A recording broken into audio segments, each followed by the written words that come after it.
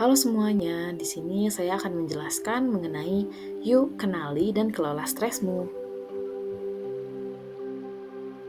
Apa itu stres? Stres adalah reaksi alami tubuh dan pikiran saat kita menghadapi tekanan, tuntutan, atau situasi yang terasa menantang.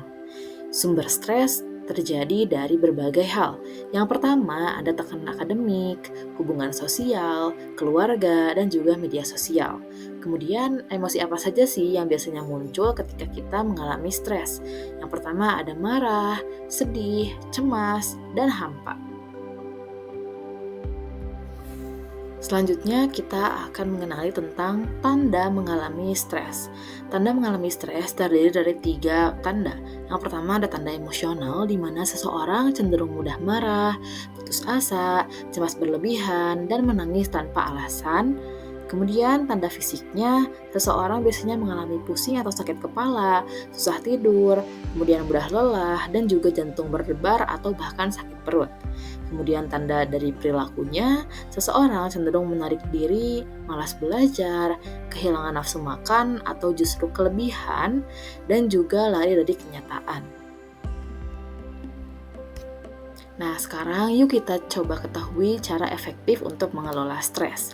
Yang pertama ada olahraga, yang mana contohnya seperti jalan kaki, jogging, atau senam ringan yang dapat bermanfaat untuk membantu tubuh kita melepaskan endorfin dan memperbaiki suasana hati. Kemudian ada juga teknik relaksasi, yaitu pernapasan mendalam, di mana itu tuh membantu menenangkan sistem saraf, dan juga ada relaksasi otot yang secara progresifnya untuk mengurangi ketegangan otot kita. Berikutnya ada pilihan gaya hidup sehat.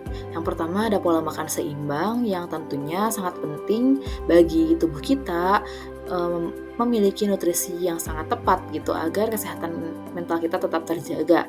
Contohnya dengan mengonsumsi buah-buahan, sayuran, dan biji-bijian utuh.